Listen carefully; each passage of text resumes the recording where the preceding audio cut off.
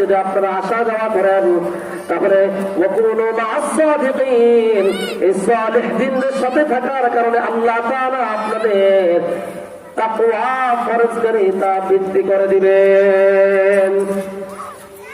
দেখুন, তাকওয়া যদি চলে আসে তাহলে আমাদের মধ্যে আর কোনো অশান্তি বিরাজ করবে না, আমাদের মধ্যে আর কোনো দুঃখ, হতাশা, টেনশন, ডিপ্রেশন কোনো কিছু থাকবে না যদি আমরা তাকওয়া অর্জন করতে পারি। দেখেন, একজন যুবক সেই মদিনার মধ্যে সফরের মধ্যে বাইরে হয়েছেন। খলিফাতুল মুসলিমিন হযরত ওমর ফারুক রাদিয়াল্লাহু তাআলা আনহুর কাছে দেখা করবেন। তার বাড়ি থেকে মদিনা 300 মাইল দূরত্ব।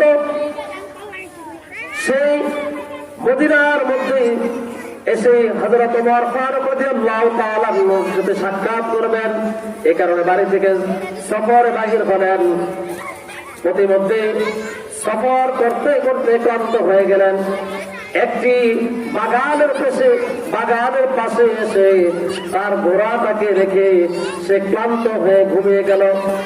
ঘোড়াটা যে গাছটার মধ্যে ঘোড়াটা বেঁধে রাখছিল, ঘোড়াটা ওই গাছের বাঁধন থেকে ছুটে গেল এবং ওই তার শহরে ঘোড়াটা বাগানের মধ্যে একজন কৃষক নতুন করে গাছ লাগাইছে, নতুন গাছ।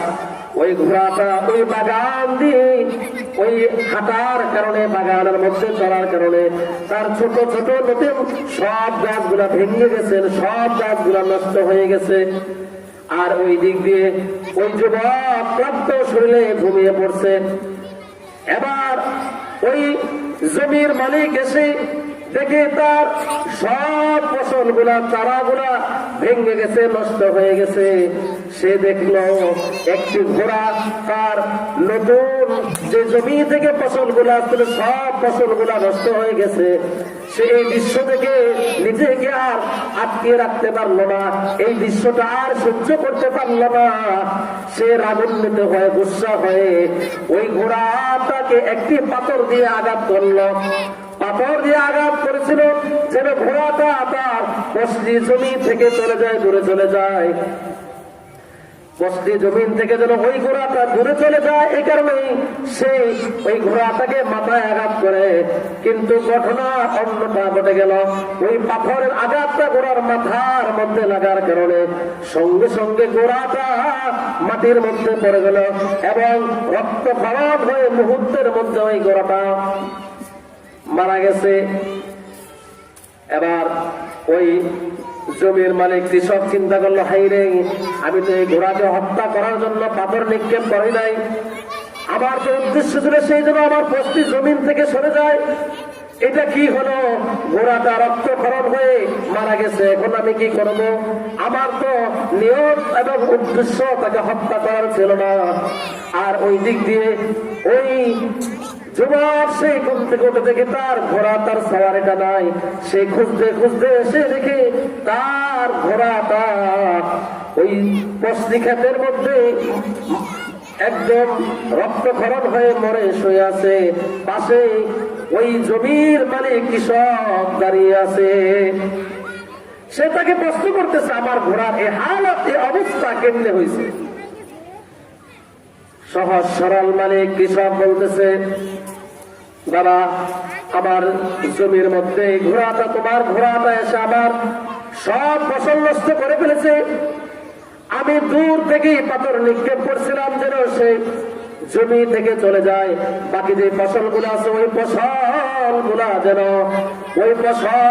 যেন সে নষ্ট না করে। তোমার ঘোড়াকে হত্যা করার আমার কোনো উদ্দেশ্য ছিল না, নিয়ত ছিল না।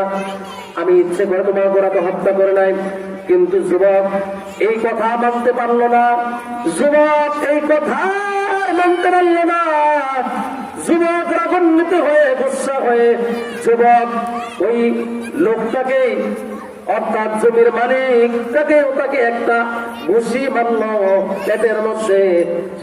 সঙ্গে সঙ্গে ওই লোকটাও ওই ঘুষির কারণে, আঘাতের কারণে মাটিতে পড়ে গেল এবং সাথে সাথে সেও জ্ঞান হারিয়ে মৃত্যুবরণ করলো।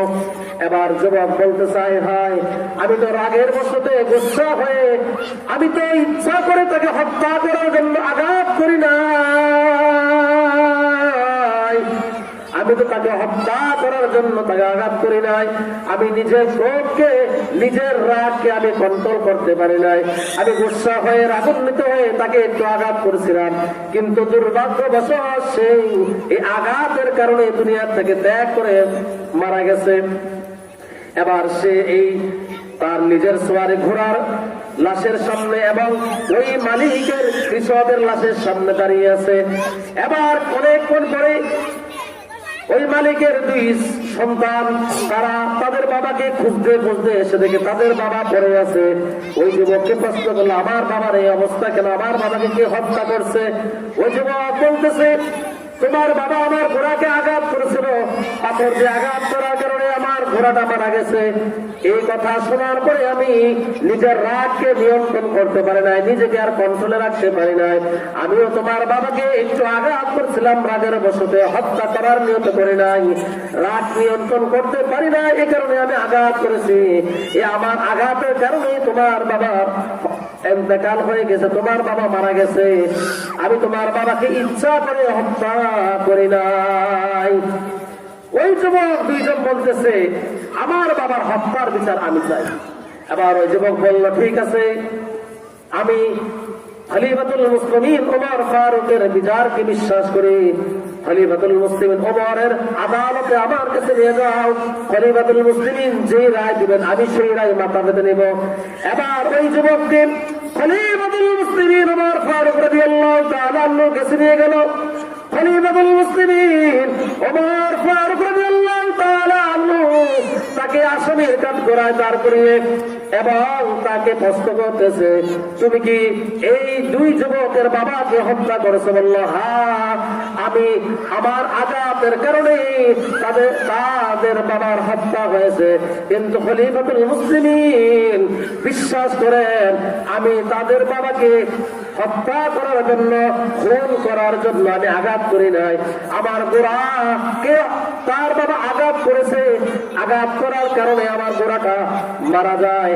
এই কারণে আমি নিজের গুসাকে, আমার রাগকে কন্ট্রোল করতে পারি নাই। আমার রাগকে কন্ট্রোল না করতে পেরে আমি তার বাবাকে হালকা একটু আঘাত করেছি। এই আঘাতের কারণে তার মৃত্যুবরণ হয়ে গেছে।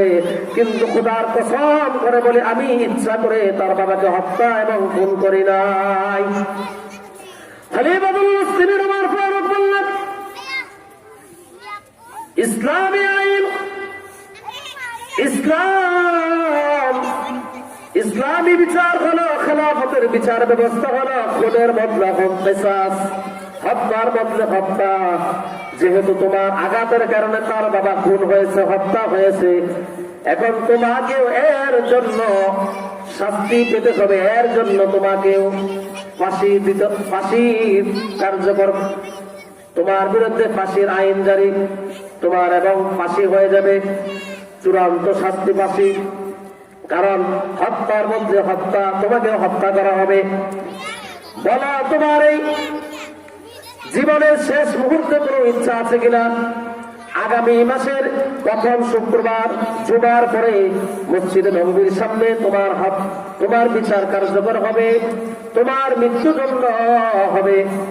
যুবক বলতেছে, খলিফাতুল মুসলিমিন, আমার কোনো ইচ্ছা, আমার কোনো চাওয়া নাই।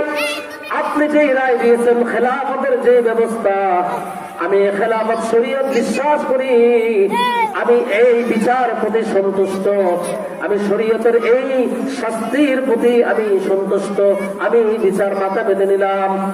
তবে আমার দুনিয়ার প্রতি কোনো চাওয়া পাওয়া ইচ্ছা নাই। আমার একটা চাওয়া, আমার একটা ইচ্ছা, যদি আপনি আমাকে সুযোগ দেন, আমার বাজারের মধ্যে, আমার বাড়ির পাশে একটি বাজারের মধ্যে আমি একজন ইহুদির থেকে কিছু মাল ক্রয় করছিলাম, কিছু মাল কিনছিলাম, সেই ইহুদি আমার থেকে কিছু টাকা পায়। আপনি যদি আমাকে সুযোগ দেন তাহলে আমি ওই ইহুদির ঋণটা পরিশোধ করে আসবো। আমি যদি ওই ইহুদির ঋণ পরিশোধ না করি তাহলে সে ভাববে মুসলমানরা বাপ্পার, মুসলমানরা টাকা মেরে দেয়, মুসলমানদের আমানতদারি রক্ষা নাই, মুসলমানদের জবানের কোনো মূল্য নাই, মুসলমানদের কথার কোনো দাম নাই। শুধু আমাকে একটু সুযোগ দেন, আমি বাড়ি থেকে আমার মা বাবা থেকে বিদায় নিয়ে আসবো আর ওই ইহুদির ঋণটা পরিশোধ করে আসবো। এবার খলিফাতুল মুসলিমিন ওমর ফারুক রাদিয়াল্লাহু তাআলা বলতেছেন, তোমাকে তো এইভাবে ছাড়া যায় না, তুমি একজন দণ্ডপ্রাপ্ত আসামি খুনি। মদিনার মধ্যে তোমার এমন কোন আত্মীয় স্বজন আছে কিনা যাকে সাক্ষী রেখে যাও। এবার ওই যুবক বলতেছে, খলিফাতুল মুসলিমিন, এ মদিনার মধ্যে আমার পরিচিত এমন কেউ নাই, আমার আত্মীয় স্বজন তো দূরের কথা। এ মদিনার মধ্যে আমি প্রথম আসছি, আমার সফরের উদ্দেশ্য ছিল এখান থেকে 300 মাইল দূরে আমার বাড়ি, শুধু আপনার সাথে সাক্ষাৎ করব। এই কারণে আপনি নবীজির একজন সাহাবী, আমি নবীজিকে দেখি নাই, কিন্তু আপনার এই সাথে সাক্ষাৎ করবো এই নিয়তে আমি সফর থেকে বাইর হয়েছিলাম। এই মদিনার মধ্যে আমার আপন বলতে কেউ নাই।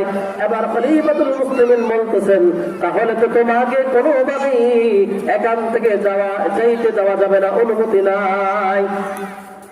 এবার জল্লাদকে বললেন, তাকে নিয়ে যাও, তাকে তোমরা কারাগারে নিক্ষেপ করো। আগামী মাসের প্রথম শুক্রবারে জুমার পরে তার মৃত্যুদণ্ড কার্যকর হবে, তাকে নিয়ে যাও। এমন সময় মদিনার মসজিদ থেকে আওয়াজ, ও জল্লাদ তুমি খানা খাবো। খলিফাতুল মুসলিমিন ওমর উদ্দেশ্য করে একজন যুবক মসজিদে নববী থেকে চিৎকার করতেছে যে তাকে থামান, তাকে থামান। এবার সব মানুষ অবাক হয়ে গেলেন, কে ডাকতেছে? দেখলেন একজন যুবক মসজিদে নববী থেকে আসতেছে আর ডাকতেছে, তোমরা থামো থামো থামো। এবার সবাই তাকিয়ে দেখলেন সে একজন নবীজির একজন সাহাবী, বিখ্যাত একজন সাহাবী হযরত আবু যর গফারী রাদিয়াল্লাহু তাআলা আনহু, যিনি খেয়ে না খেয়ে সব সময় নবীজির দরবারে পড়েছিলেন। এত মুহাব্বত, এত ভালোবাসা নবীর প্রতি, এত মুহাব্বত, এত ভালোবাসা।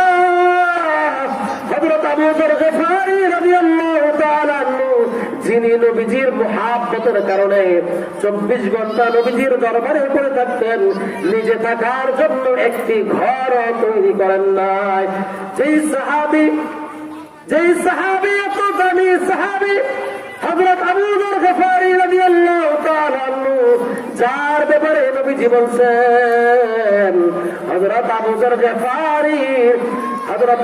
গফারীর নাম নিয়ে আসমানের ফেরেশতারা আসমানের মধ্যে আলোচনা করে। আবু যর গফারী এমন এক সাহাবী যার মর্যাদা, যার শান আল্লাহ তাআলা এত বাড়াইয়া দিয়েছেন, যার মর্যাদা আল্লাহ তাআলা এত বাড়াইয়া দিয়েছেন, স্বয়ং রাসূল আরবি মুহাম্মদুর রাসূলুল্লাহ সাল্লাল্লাহু আলাইহি ওয়াসাল্লাম সাহাবীদেরকে প্রশংসা করে বলেন, আমার এই সাহাবী আবু যরের প্রশংসা স্বয়ং আসমানের ফেরেশতারাও করে। আবু যর গফারীকে নবীজি প্রশ্ন করলেন, ও আবু যর গফারী, তুমি এমন কি আমল করো যে আমলের কারণে আল্লাহ তাআলার আসমানের ফেরেশতারাও তোমার প্রশংসা করে? আবু যর গফারীকে দিলেন, বললেন, ইয়া রাসূলুল্লাহ, আমি আবু যরের এমন কোন আমল নাই, তবে আমি আবু যরের 2টা আমল আমি সব সময় করি, সব সময় করার চেষ্টা করি। 1 নম্বর হচ্ছে, আমি আবু যর আজও পর্যন্ত কোনদিন অহংকার করি নাই। আজও পর্যন্ত আমি আবু যর কোন মানুষের সাথে অহংকারের সাথে আলোচনা করি নাই, অহংকারী মেজাজে কথা বলি নাই। অহংকার করা থেকে আমি আবু যরকে মুক্ত রাখার চেষ্টা করেছি এবং আমি সব সময় আবু যর আরেকটা আমল করার চেষ্টা করেছি। যখনই আমি সুযোগ পেতাম, যখনই আমি সুযোগ পাই, তখনই আমি উপরে কুল হুয়াল্লাহু আহাদ আল্লাহুস সামাদ লাম ইয়ালিদ ওয়া লাম ইউলাদ ওয়া লাম ইয়াকুল